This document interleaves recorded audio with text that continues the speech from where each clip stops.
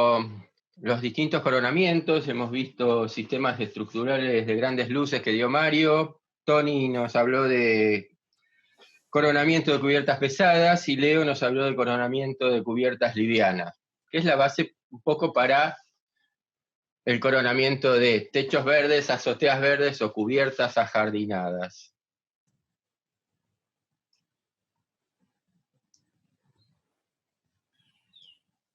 Bueno, ¿qué es una cubierta verde? Es un sistema que permite el crecimiento de la vegetación en nuestra parte superior de los edificios. Vamos a necesitar todo lo mismo que para una cubierta pesada o para una cubierta liviana, toda una parte estructural que va a ser la misma. Y a esto se le va a agregar lo que es una cubierta verde. Las mismas pueden ser, si las podemos denominar como extensivas o intensivas. ¿Qué diferencia hay entre extensivas e intensivas? Extensivas son autosustentables.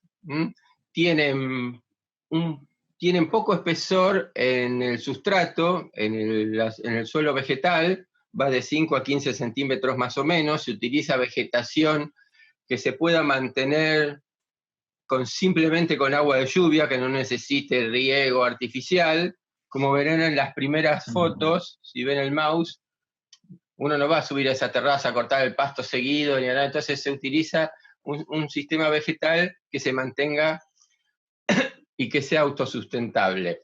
Las intensivas son las que se asimilan a nuestros jardines a nivel de terreno natural, en el cero, y tienen un mayor espesor en cuanto a los sustratos, a la tierra. Siempre va a ser mayor a 15 centímetros, se las vamos a diseñar, va a depender de la vegetación, como vemos en las fotos de la vegetación, si tenemos arbustos o árboles de gran porte, vamos a tener distintos espesores de sustrato. Les quiero mostrar un ejemplo histórico que ya desde el siglo XVII y antes teníamos cubiertas verdes. No se ve mucho acá en Argentina, pero hay cubiertas verdes. En Noruega tenemos, la de Islandia, la iglesia. Ahora un poquito de cubiertas actuales, ¿no? ¿Qué podemos hacer en una terraza verde? Podemos hacer una huerta. Podemos plantar y tener nuestra huerta de hortalizas. Podemos diseñarlas para pasar el tiempo, diseñarlas para tener sombra, para poder tomar unos mates, para comer. Siempre se van a utilizar estas terrazas mucho más que, yo supongo que mucho más que las que están a nivel cero. ¿Por qué? Porque estas terrazas, como ven, se construyen sobre todo en zonas de alta densidad poblacional. Y cuando tenemos alta densidad, tenemos altos indicadores.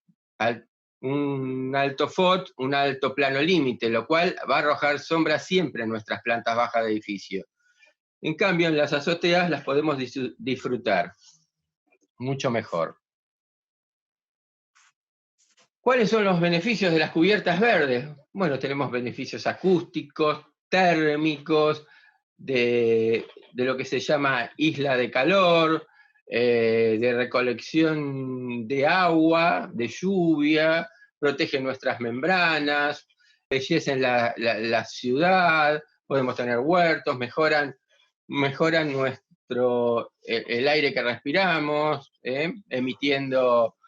tomando el anhídrido carbónico y emitiendo oxígeno. Bueno, un poco esto es la generalidad. Ahora vamos a ir a las particularidades.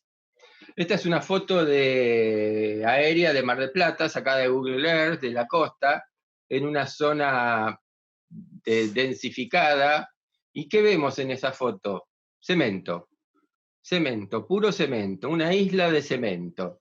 Se pueden ver algunas partes verdes ahí, pero en realidad no son cubiertas verdes, sino son cubiertas pintadas de verde. Y si hacemos el contraste y vemos a nuestra izquierda estas cubiertas y edificios ajardinados, vamos a ver cómo cambia el aspecto de la ciudad. ¿Cuál es el problema de estas islas de cemento? De que las calles, las veredas, los cerramientos verticales, los cerramientos horizontales sean de cemento, que no nos queda suelo absorbente. No tenemos suelo absorbente, por lo que vamos a tener algunos problemas en cuanto a lo que es la escorrentía. Con las cubiertas verdes, como ven aquí arriba, captamos la lluvia. La lluvia en estos momentos ha cambiado mucho, llueve mucho en periodos cortos. Entonces, si tuviésemos terrazas verdes, las terrazas verdes lo que hacen es reemplazar ese suelo absorbente que no tenemos. ¿Y por qué no tenemos suelo absorbente en las grandes urbes, en las metrópolis? Por una cuestión de rentabilidad y de hacer cocheras, y otra por una cuestión también de normativa. La normativa vigente nos pide una cochera por unidad funcional, por lo tanto, lo que es el suelo absorbente se ve cubierto por cocheras. Entonces, tenemos cocheras en subsuelos y cocheras a nivel de planta baja descubiertas. Hay formas de modificarlo, ahora después los vamos a ver. ¿Qué hace nuestras terrazas verdes? Es absorber esa agua de lluvia, captarla, retenerla por un periodo de tiempo, evitar que se produzcan estas inundaciones. Esto ya se ha tratado, los de las inundaciones de Mar del Plata se viene tratando en los dos planos estratégicos, hubo préstamos del BID para solucionar, se ha solucionado mucho durante estos periodos, durante estos años, la parte de la escorrentía y de las inundaciones, pero aún hay zonas que se siguen inundando. Los desagües se tapan, lo cual hace que más o menos por el 2000 y pico, yo recuerdo que se han inundado subsuelos donde usados como cocheras y los coches quedaron bajo el agua. El tener terrazas verdes nos ayuda también a tener un ahorro en infraestructura pública. Ahora les voy a mostrar en mis comienzos el estudio Sacanti Monti. Estos son edificios que hicimos por el año entre 98 y 2000, 2002. Este es un terreno de 22 metros de ancho, por lo tanto, como uno necesita 5,50 por cochera y 5,50 son 11 más 6 de calle, teníamos un sobrante de lote, lo que utilizamos como suelo absorbente. No son maceteros, sino que es suelo absorbente. Ven acá la canaleta a todo lo largo de esa agua pluvial, la que irá a un pozo de bombeo para sacar el agua pluvial.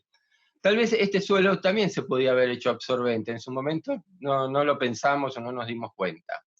Este es otro edificio, es un lote pequeño, en el cual hicimos a un nivel más abajo cocheras, que quisimos darle una cubierta. Podría haber sido una cubierta liviana, pero elegimos, como era un terreno corto, hacer una cubierta verde con suelo absorbente y utilizable y que nos sirve para tener un mejor entorno, ¿no? Fíjense que estos grandes solados a nivel cero casi no se usan. Y yo creo que al nivel terraza uno los puede utilizar mucho mejor. Bueno, el problema siempre es el agua de lluvia. Nosotros tenemos en cortos periodos grandes volúmenes de agua, con lo cual, si solucionamos eso teniendo estas terrazas verdes, esa agua queda en la terraza verde, se retrase la salida al pluvial y no se inunde tanto la ciudad. Pablo, Sí, perdón, para que tomen dimensión los estudiantes de lo que pusiste en la diapositiva anterior. sí, vuelvo. 920 milímetros de lluvia anual promedio significa, imagínense que la ciudad tiene uniformemente en toda su extensión 92 centímetros de agua de altura. Es como si le echáramos 92 centímetros de agua a toda la ciudad y la repartiéramos en las 1.500 hectáreas que tiene. Para que tengan dimensión de cuando hablamos de 920 milímetros, de 200 milímetros, bueno, es eso. Tengan conciencia de que cuando se habla de que el promedio de lluvia anual de Mar del Plata es de 1.000 milímetros, es que en un año llueve 1.500 hectáreas por 1 metro de altura. Es eso, Pablo, nomás, para que tomemos dimensión de cuando hablamos, porque muchas veces hablamos livianamente, todos. Sí, llovieron 20 milímetros, llovieron 100 milímetros, qué mucho, qué poco. Bueno, es eso, para contabilizarlo. Sí, ¿me escuchan? Quiero hacer una acotación Sí, pequeña. Sí. Lo que dice Tony es muy acertado y da una noción del comportamiento anual de la ciudad. A los efectos de la consideración de los desagües pluviales, seguramente más adelante lo vamos a ver, lo que interesa es la cantidad en circunstancias puntuales. Por ejemplo, 60 milímetros en una hora, que son... y en ese caso es donde mejor funcionan estos dispositivos para el coronamiento, porque, como bien dijo Pablo, actúan por absorción, pero también como si fuera una esponja retrasando el aporte de agua al resto de la ciudad. Y esa es una consideración muy importante para el comportamiento, desde el edificio para con la ciudad. Todo tuyo, Pablo. Bueno, entonces, lo importante, como dijo Alejandro, es retener el agua en nuestras terrazas verdes. Y toda esta ciudad de cemento tuviese terrazas verdes, retrasaríamos el agua. Lo que hace la terraza verde es absorber el agua que necesita para la subsistencia de las especies vegetales que vamos a plantar, retrasando así la salida de agua. O sea que generalmente el agua que tome esa terraza hasta que se sature va a ser eliminada por el pluvial una vez que el agua de la calle ya haya pasado, ya se haya ido por el sistema pluvial de infraestructura de la ciudad. También tenemos una reducción de los niveles de contaminación. Lo que hace las superficies verdes es fijar las partículas de suciedad del aire y se adhieren las partículas a las hojas, a la parte vegetal, y luego una vez con la lluvia van hacia la tierra. Esto hace que nuestras ciudades sean más limpias. Como sabemos, lo que es verde toma el anhídrido carbónico y genera oxígeno. En las grandes metrópolis lo que hay un efecto que se llama isla de calor.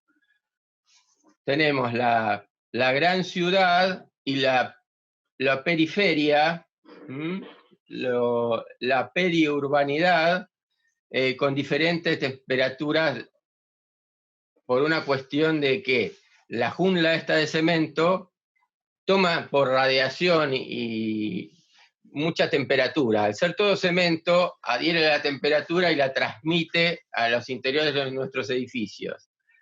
Si nosotros pudiéramos tener terrazas verdes, como la que tenemos acá, toda la ciudad tuviese una terraza verde, evitaríamos, a ver si puedo dibujar. En pleno verano hay una diferencia de temperatura entre la ciudad y lo periurbano que puede llegar a 10 grados centígrados. Lo que nosotros podemos hacer es mejorarlo. Incrementan la vida de la impermeabilización. Si yo tengo una terraza verde, lo que hace es proteger nuestras membranas, nuestras impermeabilizaciones. ¿Y cómo las protege? Evitando que los rayos del sol lleguen, que la gente transite sobre la terraza, que eso haga que se produzcan fisuras y por lo tanto entradas de humedad hacia las viviendas.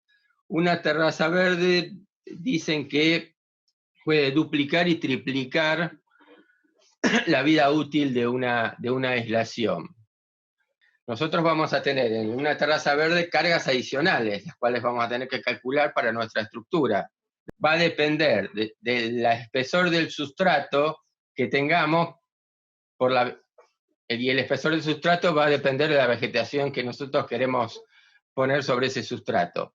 Entonces, fíjense que los sustratos de las terrazas que dijimos extensivas, que iban hasta 15 centímetros, después, si quiero empezar a tener plantas de distinto porte hasta llegar a árboles de 10 metros de altura, voy a necesitar 1 metro de suelo vegetal y sustrato, lo cual me va a dar un peso específico mayor, el cual lo voy a tener que tener en cuenta en los cálculos.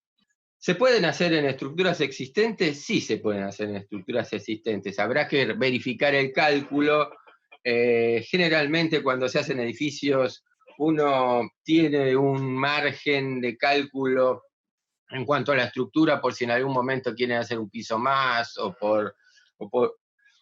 o también tenemos en cuenta que hay coeficientes de seguridad de cálculo de 2, o sea que podríamos hacer por lo menos una extensiva. Ya para una intensiva había que hacer un cálculo bastante profundo del mismo. En cuanto a aislamiento acústico, otra de las propiedades que vemos desde el primer año, desde introducción a las construcciones, pasado por construcciones 1, por construcciones 2 y ahora en construcciones 3, va a mejorar la calidad de vida. Estamos en Mar del Plata, fíjense el tránsito que hay en verano, esas son fotos de tránsito de verano, tenemos el aeropuerto cerca. Los techos verdes lo que hacen es, por un lado, aislar por masa, porque voy a tener más masa por sobre mi techo, por sobre esa cubierta, ese cerramiento horizontal de nuestro envolvente, y voy a tener también una absorción del sonido por la vegetación. Por otro lado, también nos ayudan al aislamiento térmico, protegen de los rayos UV, protegen de la lluvia, de todas las inclemencias, como se ve en la foto, vamos a tener una mejor aislación. En esa transmisión de energía calórica nos sirve más en verano, en altas temperaturas, que en invierno, porque al tener mayor espesor y al tener distintas especies vegetales, lo que hace es enfriar esas superficies, esa vegetación da sombra, impide que el calor llegue directamente a la parte de cemento. Va a haber una absorción y una resistencia superficial que nos va a ayudar a nuestro aislamiento térmico, y vamos a tener una masa, o sea, vamos a aislar también por masa, que va a depender, como ya dijimos, de la vegetación que usemos. Podemos tener desde 5 centímetros hasta 1 metro de masa, que nos va a ayudar en cuanto a nuestra aislación térmica. Acá les dejo una frase de Solano Benítez. No basta con tener certificación energética, basta que el entorno de un edificio se perciba, se sienta, se use como amigable, fraterno, produzca sombra y produzca belleza. Es lo que dijimos. Diseñamos las terrazas como para vivirlas. Uno vive mejor en una terraza verde, como esta, que vive mejor y es más aprovechable. Si yo tengo esta cubierta, esta terraza jardinera, nuestro jardín en nuestro nivel de terreno natural, y en una zona de alta densidad, donde tengo alta densidad poblacional, donde tengo un FOT de 2 o de 1 y pico, de edificios altos y un plano límite alto, van a arrojar sombras sobre las terrazas. Entonces, la gente no va a tender a ir a esas terrazas, y a su vez van a perder intimidad, porque las van a ver de todos los edificios vecinos. En cambio, si en nuestra cubierta verde es más aprovechable, porque yo puedo sentarme a tomar mate, a charlar, no va a haber, voy a tener un periodo de sol mucho mayor al que tengo en una terraza a nivel 0. Sé que la OMS recomienda que las ciudades tengan por lo menos 15 metros cuadrados o 10 por persona. En Mar del Plata hay 338 según el BID, por lo tanto necesitaríamos hacer terrazas verdes. Y la verdad es que en la zona céntrica de Mar del Plata no hay mucha terraza verde. Recién ahora se están empezando a hacer algunos edificios con terrazas verdes. También, como vimos antes, potencia la agricultura, lo que estábamos hablando, potencia la agricultura y aumento de las áreas verdes para esparcimiento y entretenimiento. Yo puedo hacer huertas, puedo hacer con un nivel de diseño y de calidad de vida que no se tiene generalmente en las ciudades donde hay alta densidad poblacional. Antecedentes de normativa de la Ciudad de Buenos Aires, que se promulgaron en el 2003, establece reducciones de hasta un 20% en los derechos de construcción y en el impuesto municipal del ABL. Se ha hecho una terraza verde en la Universidad de Buenos Aires. Esto es como todo. Cuando salieron en la cuestión térmica, las ventanas con doble vidrio hermético eran caras y eran poco usables. Ahora es algo común. Creo que las terrazas verdes están tendiendo a comenzar ese camino de viabilidad para poder ver un mejoramiento en nuestras ciudades. Te interrumpo un cachito nada más. Mar del Plata es una de las ciudades que también tiene una ordenanza sobre terrazas verdes, de las cuales algunos componentes del taller como Griselda y yo particularmente también participamos. Se aprobó la ordenanza que tiene algo de lo que tiene la de Buenos Aires. Lo que pasa es que todavía desde hace 2 años, si no me equivoco, Griselda, o 3, corregime, no se reglamentó. Tiene beneficios sobre lo existente, tiene beneficios sobre lo nuevo, para que se construyan, pero no está reglamentada aún. Pero tiene una ordenanza aprobada que no recuerdo el número en este momento. Sí, por ahí es como un deseo la ordenanza, es como algo a lo que se aspira, pero que no se puede poner todavía en práctica. Lo subo al Facebook, las dos cosas, la ordenanza de Buenos Aires y la ordenanza de Mar del Plata. Bueno, perfecto. Es así también como la ley 13.056 de energía de sustentabilidad, ¿no? Que es una ley eso es una discusión que yo tengo siempre, que es una ley excelente, pero de tan excelente que es mala. Porque si yo no puedo aplicar una ley porque es cara, porque eso va a incrementar el precio del edificio y es imposible implementarla, la mejor ley del mundo termina siendo mala. Esa es una opinión personal, ¿eh? Bien. En este caso no está reglamentada, Pablo, por eso es que no se puede aplicar. Está bien, pero aunque las reglamenten, a veces no se reglamentan porque no se pueden aplicar.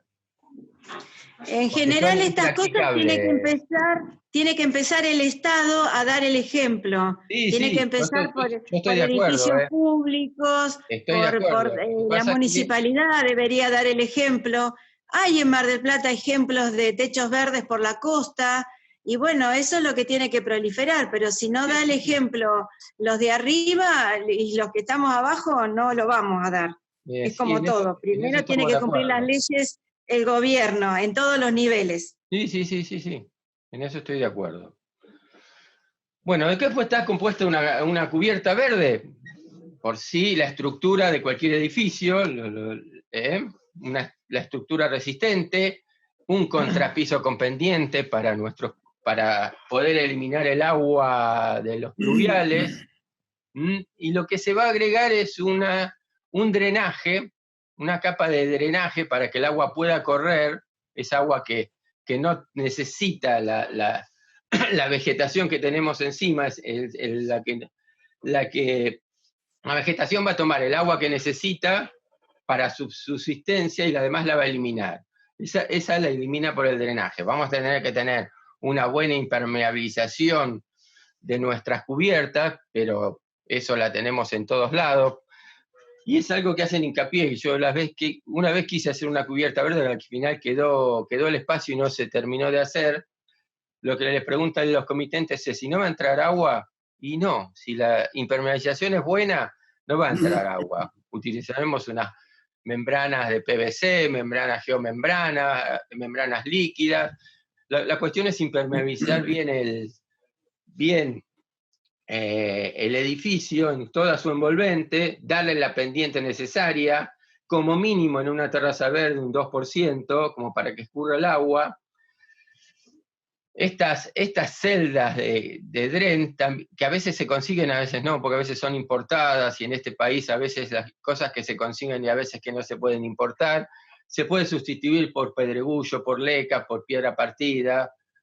Por encima de eso va una membrana una lámina geotextil que evita que el sustrato sature ese drenaje y protege de las raíces de las plantas que también pueden dañar nuestra impermeabilización del edificio, ¿no? Acá tenemos distintos desagües. Bueno, vamos a tener la estructura resistente, la aislación térmica, la aislación hidrófuga, el contrapiso con pendiente, el manto geotextil, la impermeabilización tanto hidrófuga y un manto que evite que las raíces perjudiquen nuestra estructura, el sustrato y la vegetación. Acá hay unos detalles típicos de lo que es una cubierta verde. Como verán, se puede llegar hasta el borde, pero no es aconsejable llegar hasta el borde con el sustrato, entonces se usa piedra partida, pedregullo, la aislación, como ven, con su babeta correspondiente. Este es un dren que ya se compra tipo membrana. Esto es un dren de piedras. Siempre las impermeabilizaciones, como en cualquier terraza, tienen que ser estancas, tienen que haberse probado que el agua no penetre antes de hacer la cubierta verde. ¿Por qué? Porque si tenemos que solucionar un problema de humedad en una cubierta verde, tenemos que levantar lo vegetal, la tierra, el drenaje, para llegar a nuestras aislaciones. Entonces, siempre hay que tener ese cuidado, como en cualquier cubierta, de verificar una estanqueidad en la impermeabilización hidráulica. Ahí están viendo cómo colocan, ya está impermeabilizado, están colocando la parte del drenaje. Permitime, porque yo quiero subrayar eso que vos decís, sí, porque es válido para la construcción de cualquier cubierta, sí, sí, verde o no. El proceso de ejecución y verificación es importantísimo. Sí, sí. O sea, chicos, los desagües pluviales se obturan con tapones especiales, se llena como si fuera una pileta de natación con N cantidad de centímetros de pelo de agua por sobre la azotea, supongamos 3 centímetros por el punto más alto, se lo deja estar 24 o 48 horas, verificado eso, se deja correr el agua. Tengan en cuenta que esto, además de ser un proceso importantísimo para el funcionamiento del edificio, si quieren, egoístamente, es una responsabilidad directa de la dirección de la obra, o sea, de ustedes. Van a responder con su persona a cualquier falla. Entonces, no teman en exigir y explicitar en las especificaciones técnicas la prueba que debe realizarse. Me parece que Leonardo el año pasado había mostrado una prueba que se hizo en el edificio de Colón. Tengo esa idea, pero es una condición para el funcionamiento y para el comportamiento legal, si quieren. Disculpen. No, está bien. Hay un par de fotos de lo que vos decís en la charla que dimos de cubiertas pesadas, donde se muestra cómo se hace esa prueba que vos contaste recién, Alejandro. Este es un edificio que se hizo ahora, ya creo que está terminado. Esta empresa Tromarco está tomando el tema de la sustentabilidad. Este es un suelo absorbente. Era un terreno grande, los vehículos iban a poder estacionar y no hicieron subsuelo y utilizaron un suelo absorbente. Separan el solado que viene debajo del edificio del suelo absorbente por una rejilla pluvial, ¿no? Para que el agua termine en la rejilla y vaya a un pozo de bombeo y salga directamente al nivel de cordón de vereda. Este mismo edificio tenía una terraza verde. Conseguí estas fotos, ¿no? Acá está la terraza sin impermeabilizar, acá la están impermeabilizando con la correspondiente babeta. Subo con mi impermeabilización a esa babeta. Entonces lo primero que tengo es que pasar pintura asfáltica, impermeabilizar con alguna membrana del tipo que sea, líquida, membrana de PVC, membrana elastomérica, Y como verán, está elevado. ¿Por qué está elevada esa terraza verde? Porque si yo no tomé la precaución, yo puedo tener dos soluciones. O bajar la losa del exterior, porque voy a tener un espesor de sustrato considerable, o tengo que subirle y crear la losa verde y crear las impermeabilizaciones y los embudos correspondientes para que el agua no me entre al edificio. Hacer el drenaje, hacer una membrana que nos proteja de las raíces de las plantas y colocar el sustrato y ver qué plantas voy a utilizar. Esta es parte de una visita de obra que hicimos con la facultad o con el colegio, no me acuerdo, a ese edificio, con la terraza terminada. Es una terraza verde del CAT, del Centro de Abastecimiento Tucumán, que ya lo mostró, creo, Tony, o se mostró en alguna teórica. Esta es parte de la cisterna, todo esto hoy día está lleno de agua. Es la cisterna que está debajo de esta terraza verde. Acá verán un plano, son los planos que me dio Coarco de los pluviales.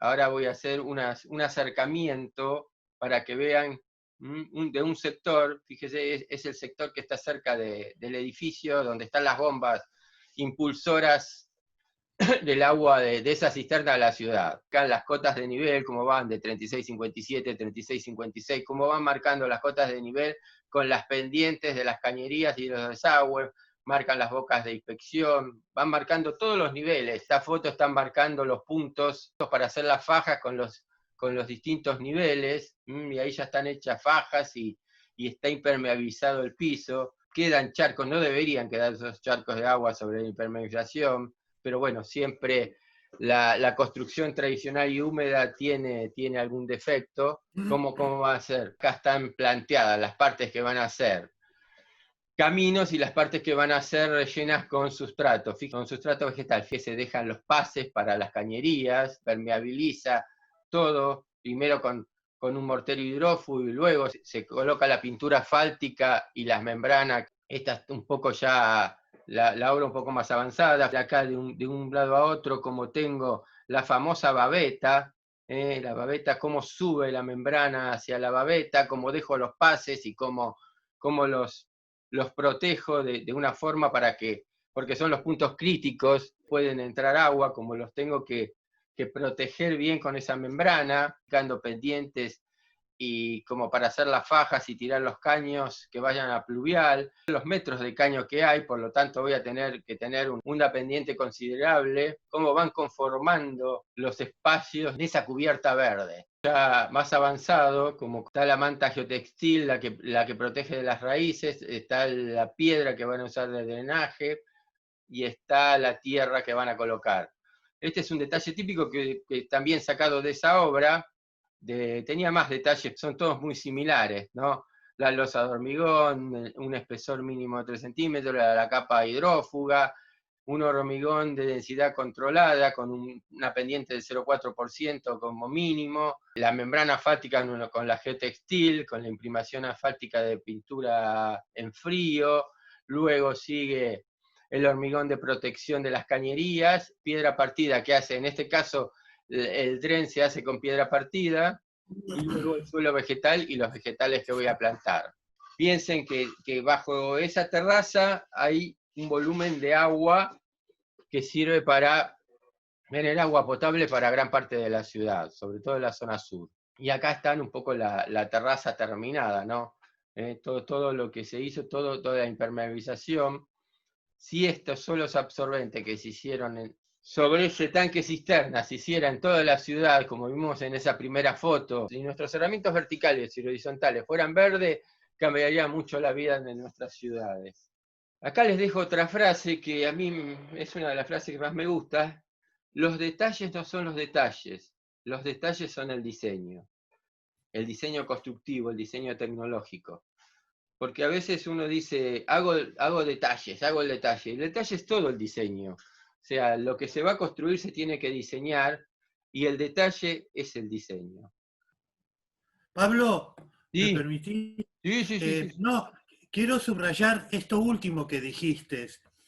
en representación gráfica de la arquitectura existen, y yo creo que es una deformación que hoy debiéramos tender a superar, existen los que se llaman planos de detalles.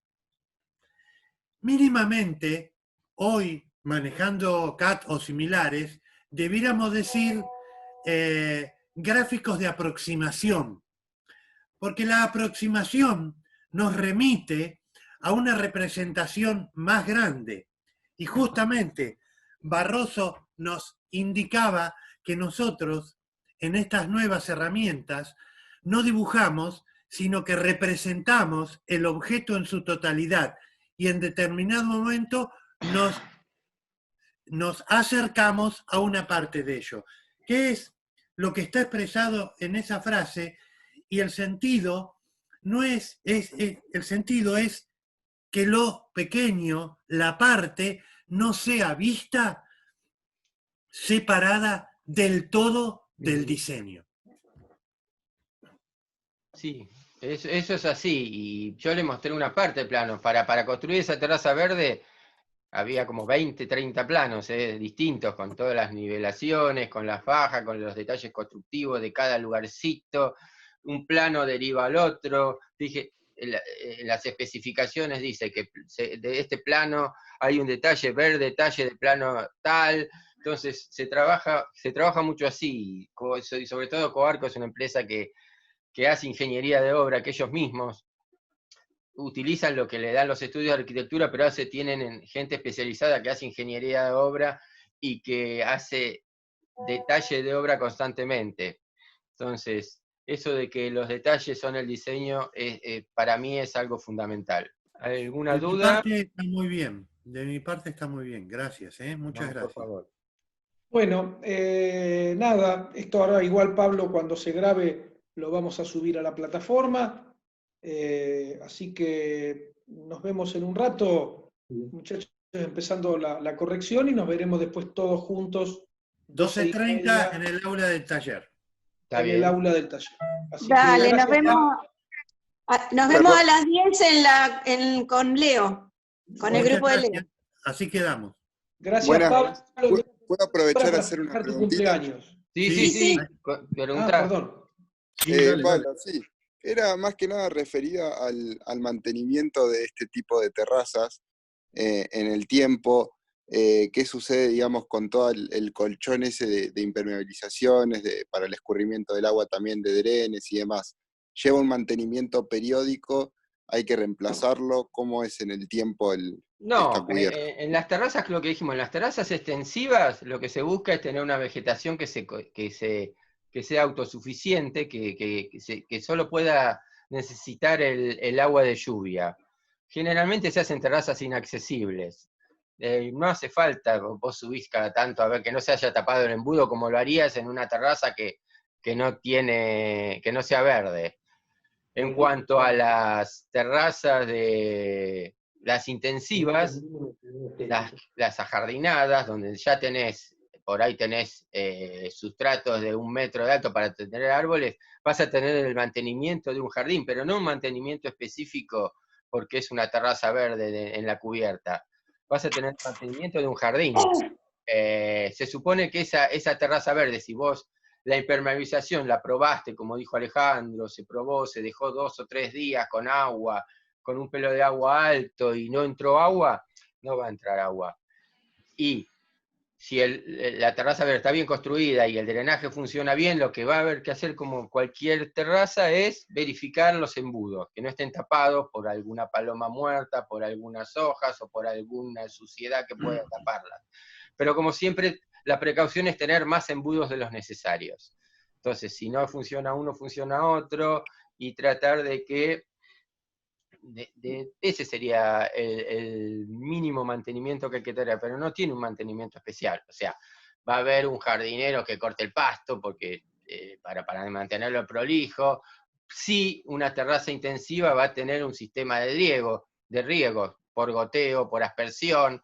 Eso lo vas a tener que tener porque con agua de lluvia no vas a poder mantener un árbol si después no llueve durante meses. Entonces vas a tener que tener un sistema de riego por goteo o por aspersión, va a ser una instalación más del edificio, pero no tienen otro tipo de mantenimiento que yo sepa. ¿Me permitís, Pablo, agregar a lo que vos decís, que es correctísimo? En realidad, acá hay otra cuestión que hay que tener en cuenta, porque con todas las ventajas expuestas, ¿por qué no se emplea más? Bueno, Griselda deslizó una idea del ejemplo que debieran dar los gobiernos, etc. También hay que saber que una instalación o una construcción de este tipo es sensiblemente más cara que una impermeabilización tradicional. Estamos en el orden casi del doble, incluida una vegetación, incluida una instalación de riego. Y al momento de sentarse en una mesa, los organizadores de la inversión en general van a ser reticentes a esto. Pero esto también tiene que ver con un proceso cultural de valorización de la propiedad. En estos momentos se va hacia eso. Bueno, son procesos lentos que tienen que ver con lo económico influye en lo cultural, etc. A nadie hoy se le ocurre minimizar un gasto o una inversión en lo que hace a la fundación de un edificio, porque consciente o inconscientemente, o sea, conscientes los proyectistas, inconscientes los usuarios, sabemos que una reparación en una fundación es poco menos que imposible o de muy difícil ejecución. Y entonces, una fundación se proyecta y se construye con un horizonte de vida de igual cantidad de años que para el edificio en general. O sea, la fundación debe durar entre 30 y 50 años. Eso es lo que dice un banco que financia una obra. Bueno, si ese mismo concepto prima en la ejecución del coronamiento, nunca hemos de tener problemas, salvo los mínimos de mantenimiento, como lo expresaba Pablo. Pero hay que estar dispuesto a saber que una ejecución de una obra que está pensada para durar entre 30 y 50 años requiere de una inversión importante. Y ese es el proceso de, digamos, de formación que nosotros vamos a tener que ir incorporando para que estas cuestiones sean naturalmente, si cabe el término, incorporadas a la construcción de un edificio. Sí. Y otra problemática no constructiva son los consorcios de los edificios. Porque ellos dicen que es un gasto más, van a tener que tener un jardinero y van a tener que tener un mantenimiento que es un gasto más para las expensas. Esa es otra cosa que juega en contra. Por eso es importante la disminución de impuestos, porque la forma de seducir a los consorcios es decirles que van a gastar menos como ABL o como algún tipo de impuestos, tanto la nación como la provincia pueden hacerlo si interesara el tema. ¿Puedo agregar algo más? Sí. Este tipo de cubierta, con la tecnología que explicó Pablo, existe más o menos de los años 50 en adelante. Eso no quita en el mundo que se hayan hecho centenares de techos verdes, de estacionamientos, llenas de superficies y demás.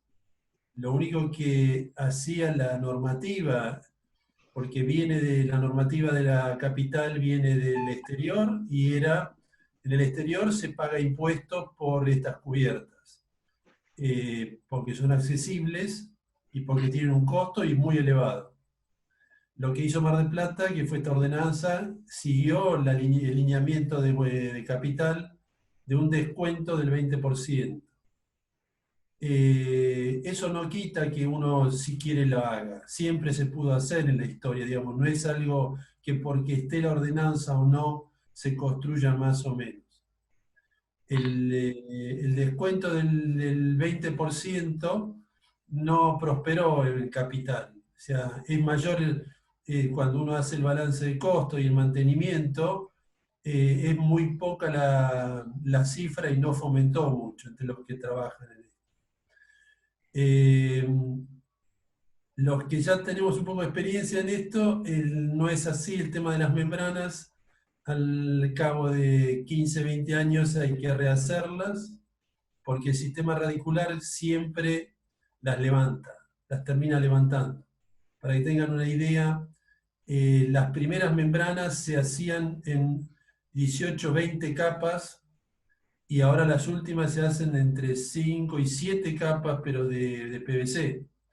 Por más material bueno que le pongan y demás, el sistema radicular es mucho más fuerte y penetra, porque cuando hay sequía y los techos no tienen suficiente irrigación, la raíz busca donde hay agua y casi siempre está debajo de la membrana, digamos, o entre las membranas, mejor dicho.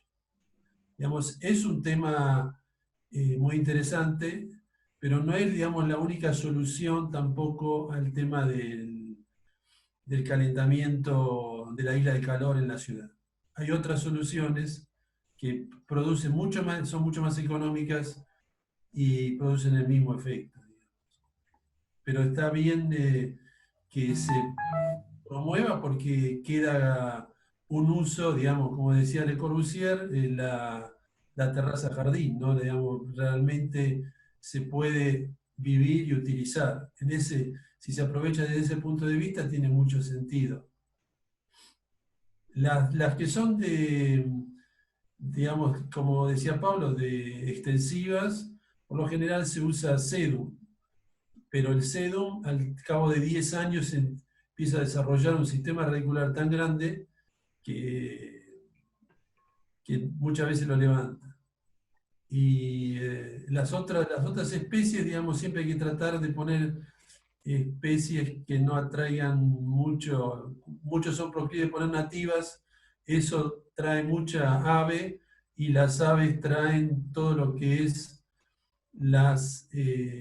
digamos, semillas. Claro, trae de todo, digamos. Entonces ahí tenés que estar siempre limpiándolo. Nada más. ¿Alguna otra pregunta? ¿Alguno quiere agregar algo? Sí, mira, me recuerdo una charla que tuve hace poco con Spirnal, de obra sanitaria. Él comentaba la necesidad por parte de nosotros los arquitectos de poder brindar, aunque sea los estacionamientos de las edificaciones. Con pocos metros cuadrados ayudan mucho a aliviar a la ciudad, ¿no? Que por ahí está muy finita la capacidad que tiene la ciudad de absorber el agua y de conducirla por los pluviales, ¿no? Por eso cada tanto tengo algún problemita. Nada más que eso, que muchas veces la pequeña intervención, que puede ser no en la terraza, pero sí en un estacionamiento, ya a nivel de suelo, con el simple hecho de no asfaltarlo, por decirlo de una manera, de no cegarlo 100%, es una colaboración grande que uno hace a estos temas. Sí, supongo que un poco lo que evita eso es la normativa, que al tener que tener una cochera por unidad funcional, tenés que hacer un subsuelo de cocheras, y la planta baja también termina recibiendo autos, y hacer un suelo absorbente se complica. Por ahí puede ser en el nivel 0, subiendo un poco y haciendo una cubierta verde intensiva, pero es complejo el tema. Bueno, denle un poco de ánimo a los chicos, porque lo tienen que hacer, ¿no? Lo negativo ya lo sabemos, estamos luchando contra el tema, tratando de imponerlo. Lo que tenemos que explicar es por qué se debe hacer, cuáles son las ventajas que tiene hacerlo, y bueno, por eso digo yo que es la provincia o la municipalidad y la nación las que tienen que dar el ejemplo. La facultad debería tener un techo verde, porque tenemos un montón de terrazas donde tranquilamente se podrían convertir en un techo verde, con un poco de impermeabilización y sin mucho más, un techo extensivo, ¿no? Sí, Leo. Sobre el aula magna, era un techo verde, pero con deficiencias técnicas en cuanto a la impermeabilización del mismo. Claro. Bueno, si los edificios públicos dieran el ejemplo y la gente pudiera ver cómo se disfruta de esos espacios, seguramente cundiría el ejemplo. Es lo que nosotros tenemos que tratar es de que entiendan los estudiantes cuáles son las ventajas, el por qué es necesario recargar los acuíferos, por qué es necesario mantener los techos verdes, mantener el verde. Digamos, la Organización Mundial de la Salud también dice que por cada habitante tiene que haber, no me acuerdo cuántos metros cuadrados de verde en la ciudad, y Mar del Plata no lo cumple. Entonces, para la salud de la población es necesario recuperar el verde. O sea, tiene muchas facetas el tema de estos techos verdes. Sí, yo creo que tiende a proteger sobre todo la impermeabilización de los edificios, porque evita en una ciudad con una amplitud térmica como la que tenemos, que en pleno verano hace 30 grados y por ahí a la nochecita tenemos que usar un pullovercito porque hace frío, evita esas dilataciones y contracciones de los materiales, los protege y hace que dure más la impermeabilización. La impermeabilización va a ser la misma para una cubierta verde que para otra. Por ahí habrá que, si queremos cubrirnos, una doble impermeabilización y tratar de evitar que la raíz, y usar plantas que no tengan raíces que vayan muy profundo, que se expandan en sentido horizontal y no en sentido vertical hacia abajo. Por supuesto, y es importante también la barrera antirraíces, sí. Que es un material especial para evitar justamente esos temas. Yo creo que está todo, ya planteaste todo, Pablo, el tema del sonido, el tema térmico, el tema de retardar la llenada, digamos, del sistema de alcantarillado. Ya está todo explicado. No y sé, el mecánico que tiene que calcularse cargas adicionales, depende de la terraza que van a diseñar y del volumen de sustrato que van a tener. Exactamente, está todo explicado. De acá vemos las propuestas de los estudiantes. Lo que sí quiero recalcar, no se recupera agua de lluvia de techo verde, porque después aparecen los proyectos. ¿Por qué no se recupera? Y porque parte del agua que cae en el techo verde lo utiliza el mismo manto vegetal para su crecimiento. Y el resto que puede ir al drenaje, al alcantarillado, está lleno de material orgánico. Entonces, si lo recuperamos en un tanque, va a estar pudriendo el agua que por ahí estamos recuperando de otros techos. Así que de techo verde no se recupera. Nosotros tenemos que recuperar agua de lluvia, pero lo aconsejable es sobre el techo pesado o sobre el techo liviano.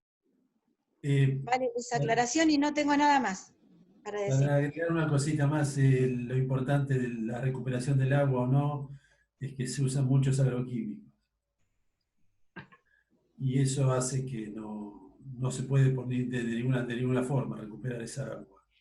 Eso en el caso del muro verde usás agroquímicos, pero cuando tenés un techo verde extensivo no le echás nada. Pero de todas maneras, el material orgánico, la tierra, algo se cuela y te pudre más rápidamente el agua del tanque. Sí, Griselda tiene razón, y digamos, como posición de la cátedra, en términos muy generales, uno debiera estar alertado de no utilizar agroquímicos. Digo porque es contradictorio tratar de poner una mejora del ambiente a través del crecimiento de especies arbóreas y paralelamente estar incorporando agroquímicos. La incorporación de los agroquímicos es para aumentar la productividad de los emprendimientos, que es otra cosa, pero digamos, en nuestras propuestas de mejoramiento a través de la incorporación de verde horizontal o vertical, no podemos estar pensando en la incorporación de agroquímicos. Independientemente que lo que dice Griselda es cierto, esta agua no es compatible con los reservorios de agua pluvial.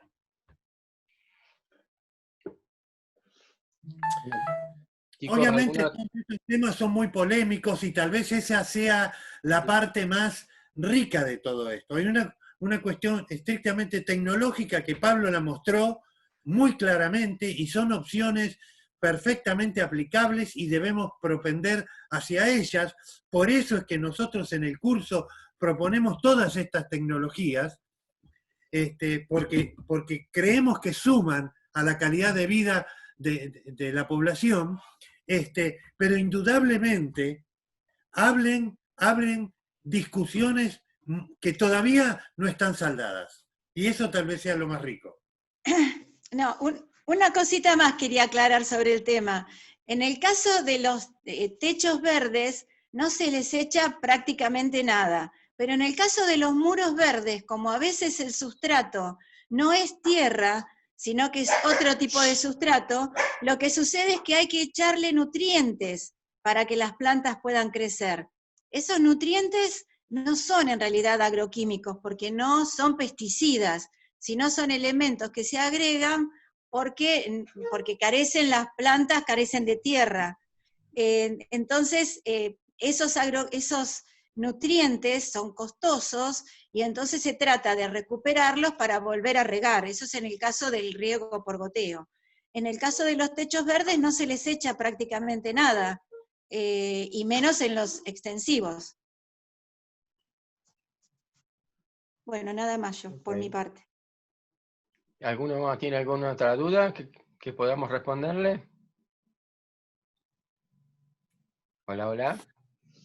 No, ¿No? Gracias, Pablo. No, los esperamos ahora a las 10, en 10 minutos. A las 10. Corrección. Nos vemos en un cachito entonces. Un abrazo. Un abrazo, hasta luego a todos. Chao, gracias.